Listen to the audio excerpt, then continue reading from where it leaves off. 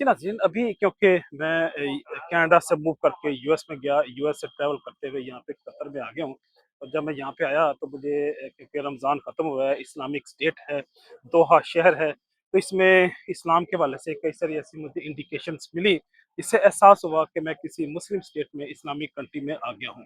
तो अगर मैं इसको चारों तरफ से आपको व्यू कराऊँ, तो ये क्योंकि वॉकिंग वे है जिस पे मैं सफ़र कर रहा हूँ, तो इस वॉकिंग वे में मैं इजीली खड़ा होके, क्योंकि ये बेल्ट मूव हो रही है, तो ऑटोमेटिकली ये जो व्यूज हैं वो कवर करती है। तो इस एयरपोर्ट का एक ही टर्मिनल है और इसके 100 से ज़्यादा गेट्स हैं।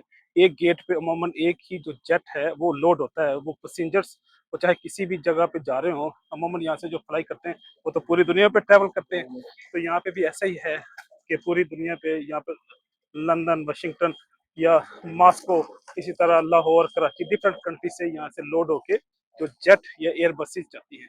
तो गोया अच्छा लगा यहाँ पे आके, इनकी दौलत, इनकी सरवत देख के और इनकी सखावत देख के, इनकी जो इस्लामिक टच को देखते हुए अच्छा लगा। बीइंग इस्लाम, हर बंदे को अपने फेथ और बिलीफ के साथ एक इमोशनल सेंटिमेंटल अटैचमेंट होती है।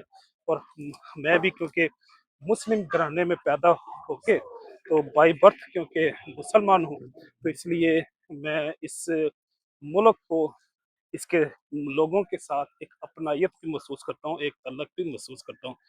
तो गोया जो आप लोगों से बात से शेयर करने वाली है, वो ये है कि दौलत जब आती है तो अपने कई सारे अशकाल अपने सामने लेके आती है, वो अच्छी हों बुरी हों, उसकी बहस पे हम नहीं जाते। लेकिन यहाँ पे ये 1971 में, हालांकि ये सिर्फ मुल्क मार्ज वजूद में आया, इससे पहले ये इसकी यूके की कॉलोनी थी।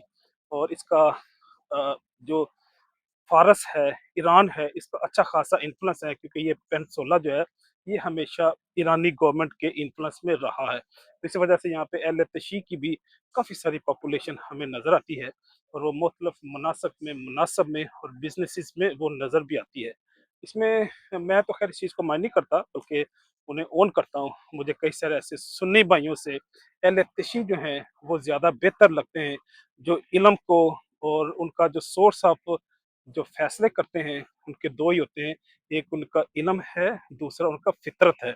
और इस ये 2 सोर्स मंबे जो हैं उनके उलमा के, मैं इसको इंतहा दर्जे पे जाके एप्रिशिएट करता हूँ। वरना कई सारे लोग ऐसे जो रूहानियत को भी कंसीडर कर लेते हैं, वो वजदान को, तसव्वुरात को भी कंसीडर कर लेते हैं।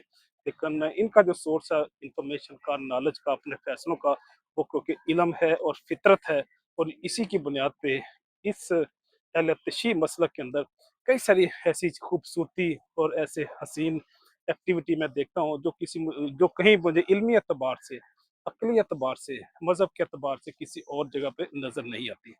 इजाज़त चाहूँगा। अल्लाह हाफ़िज़।